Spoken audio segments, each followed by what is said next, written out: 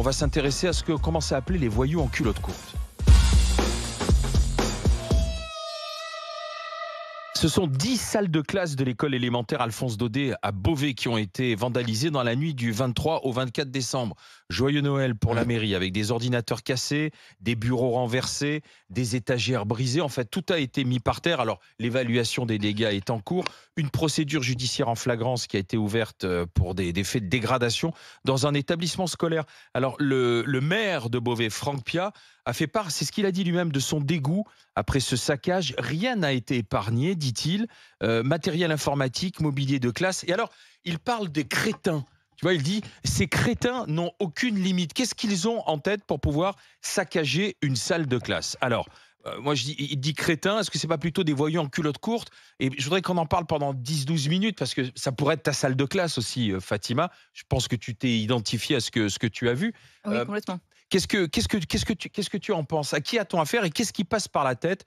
On verra s'ils sont des gamins ou pas, hein, mais de ceux qui saccagent une salle de classe. Et vous venez en parler avec nous au 32-16.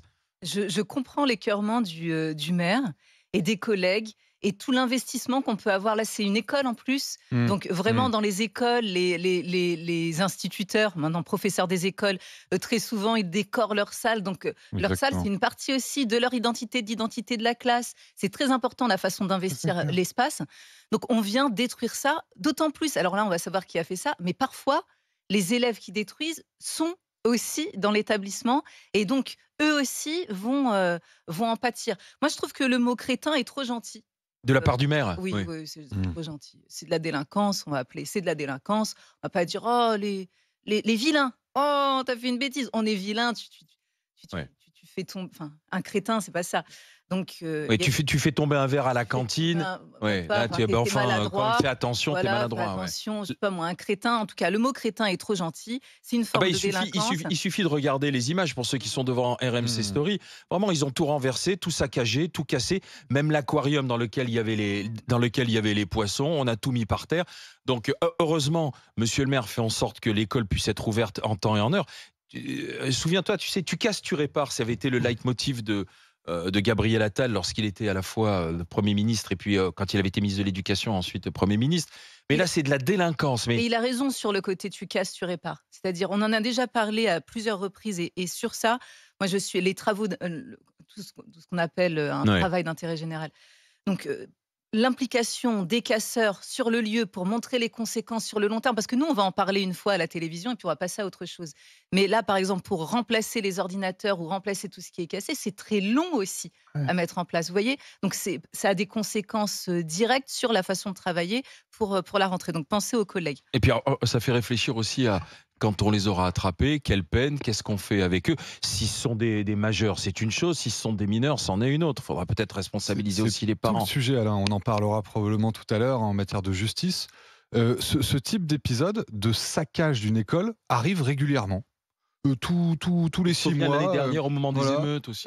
Ça arrive régulièrement. Là, ce qu'on note, c'est que c'est un saccage sans même avoir volé quoi que ce soit. Donc, c'est du saccage...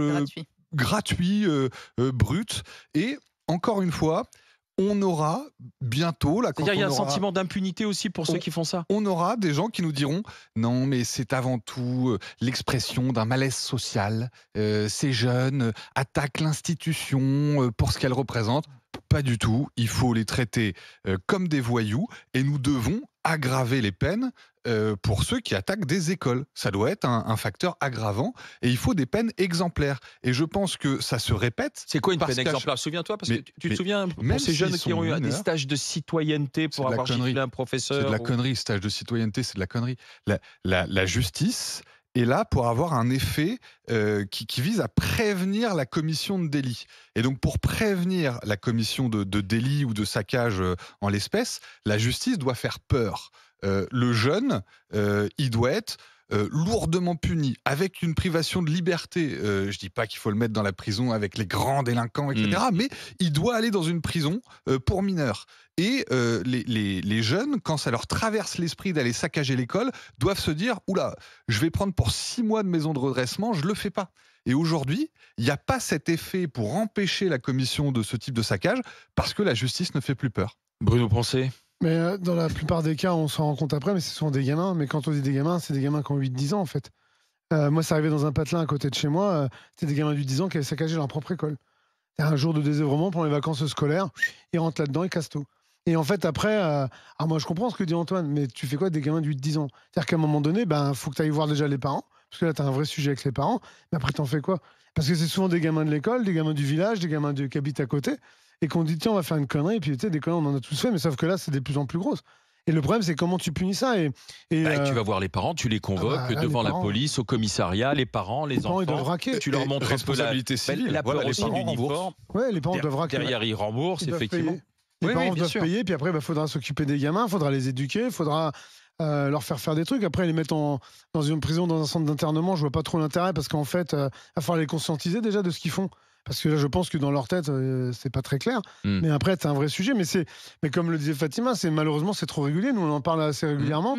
On le voit trop souvent. Et puis... ça pose quand même une question. Pourquoi est-ce que c'est régulier? Pourquoi le saccage de l'école aujourd'hui devient... Alors peut-être qu'il y aura des photos sur les réseaux sociaux pour certains d'entre eux, qu'ils ont envoyé ça sur des petites boucles Snap ou je sais pas quoi, ou Telegram, j'en sais rien. Hein. Mais ça doit quand même nous interroger sur le saccage d'une école devient quelque chose de régulier, quoi. Mais comme disait Antoine, on peut pas politiser. Tu peux pas après dire, le gamin, il se rebelle contre l'autorité. C'est pas vrai. En fait, quand tu fais ça, c'est pas une rébellion contre l'autorité. L'autorité, c'est pas comme ça que tu vas te rebeller contre. C'est le symbole quand même de quelque chose, saccager ton école. Moi, je pense que quand tu regardes souvent le saccage des écoles, c'est du saccage pur et dur. Et les gamins, ils rentrent là-dedans. Tu sais, t'as plein de personnes qui, des fois, rêvent de rentrer dans un endroit et de tout péter parce que voilà, ça les ferait rigoler. D'ailleurs, tu vois maintenant, la plupart des gogoles qui font des vidéos là, sur TikTok, qui sont même des adultes, ils rentrent dans un truc, ils font n'importe quoi. Et puis parce qu'après, tu vois, ils font des likes, ils cherchent les likes.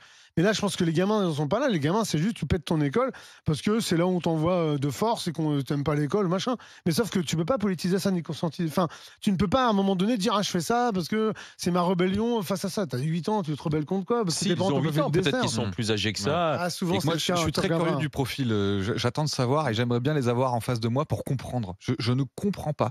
Je vois qu'une seule chose, c'est une culture du saccage, de la destruction, un truc où tu te valorises par le fait d'avoir saccagé des trucs.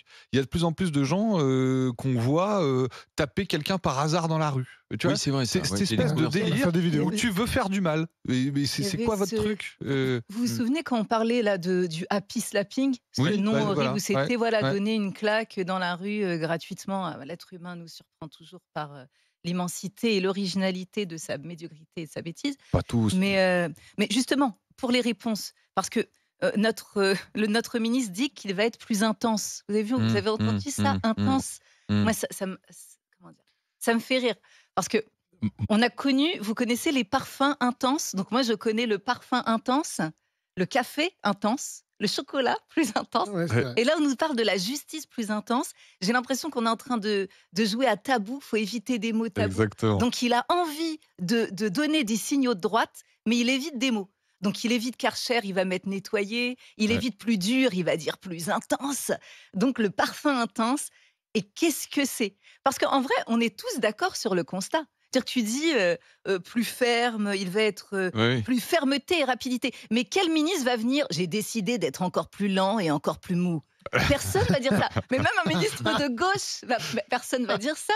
Même d'extrême gauche, nous, on est mou, on va on est lent. On va y venir, bien sûr. Mais Berrouille pourrait le faire. Mais c'est peut-être non, mais tu as raison. Mais pourquoi parce que ça ramène au maire. C'est qu'on attend, on est tous d'accord sur le constat de droite ou de gauche. Tout le monde veut la sécurité pour ses enfants. Il y a personne qui va dire, moi, j'ai envie que mon enfant soit en insécurité et qu'il ait peur en allant à l'école et que ça soit vraiment sale et dégueulasse et complètement dégradé. Personne va dire ça. Donc, comme maintenant, nous sommes tous d'accord sur le constat que ça ne va pas, que c'est inadmissible et qu'il faut faire quelque chose, on attend des politiques, des solutions et des solutions concrètes. On va aller au 32-16. Écoutez, Florence, elle nous appelle du Pas-de-Calais. Elle est routière, on la connaît dans les GG. Bonjour Florence. Bonjour. Bonjour. Je suis trop contente de vous avoir. Ça fait tellement longtemps que j'essaye de vous avoir. Ma chère Florence, content que vous soyez avec nous. Donc vous avez vu vous aussi les images du saccage des 10 salles de classe à Beauvais. On s'interroge, alors le maire parle de crétins, ici on est un peu plus sévère dans les GG. Qu'est-ce que vous en dites, vous, Florence? Pour moi, c'est pire que des crétins. Moi, je dis qu'on devrait laisser les parents remettre un peu le pied au cul à ces gamins-là. Moi, je me souviens que ma mère était institutrice Et vers la fin de sa carrière, elle a eu ce problème-là, des sales gosses de 10-12 ans qui avaient saccagé sa classe. Et j'ai vu ma mère pleurer parce qu'ils avaient tout cassé. Ils avaient même détruit tous les jouets pour les tout-petits parce que c'était une classe de maternelle de 2-3 ans. Ils avaient même mis de la pâture dans l'aquarium des poissons. Donc les poissons étaient morts, bien sûr. Et qu'est-ce qui est arrivé à ces gamins alors de 10-12 ans alors? Malheureusement rien, parce que c'était des jeunes, donc on est parti du principe c'est des pauvres gamins, ils s'ennuyaient, c'était les vacances, ils savaient pas quoi faire. Mais malgré tout, ma mère. Est-ce que les parents ont aidé à la réparation financière? Est-ce que vous vous en souvenez de ça ou pas? Même pas, pas. Ouais. Et j'ai trouvé ça lamentable. Ouais. Moi, je dis qu'on devrait. Le gouvernement a décidé qu'il fallait arrêter de punir les enfants, de leur donner des fessées. Moi, je dis que les fessées, ça fait pas de mal. Qu'on devrait redonner des fessées aux enfants et surtout responsabiliser les parents et les obliger à payer les dégâts. Là, on espère que c'est ce qui va se passer peut-être. Je ne vois pas pourquoi ça se passe pas comme ça aujourd'hui. C'est-à-dire que les parents sont responsables de leurs enfants causent des dommages, c'est la stricte responsabilité civile des parents de rembourser. Mais aujourd'hui, dire ça, il y a des gens qui me diront mais Antoine, t'exagères, on peut pas demander aux parents de rembourser. Mais si on lâche sur la question de la responsabilité et de la réparation des dommages, en fait, on a lâché surtout sur les fondamentaux même d'une vie en société où chacun est responsable de ses actes.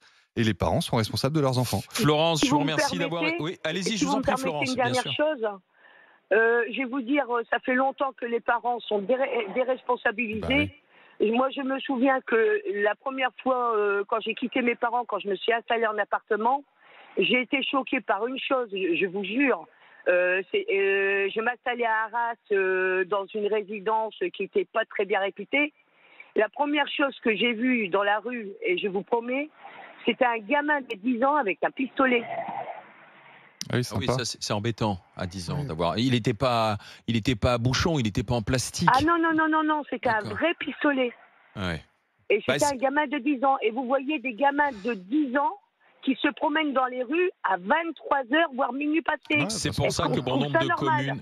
mais Florence, c'est pour ça que bon nombre de communes ont mis en place d'ailleurs ces couvre-feux aujourd'hui en dessous de 16 ans pour responsabiliser les parents et faire en sorte qu'il y ait un message fort qui soit passé. Je vous remercie d'avoir été avec nous, Florence. Bonne route à vous, Florence. Vous êtes sur quel trajet en ce moment, vous, la routière? Là, je suis au niveau de la région parisienne. J'allais sur Dordives et là, je retourne sur Douvrin. D'accord. Et vous faites vous faites des longs trajets avec votre camion? Je fais un peu plus de 600 km par jour. Je travaille pour Colissimo, pour la Poste. D'accord. Merci parce que c'est aussi vous qui avez été... Dans la été, période, ça a dû être chargé. À l'ouvrage là pendant cette période de Noël. Merci Florence d'avoir été avec nous. Bonne route, soyez prudente et merci d'écouter les GG, merci d'écouter les grandes gueules.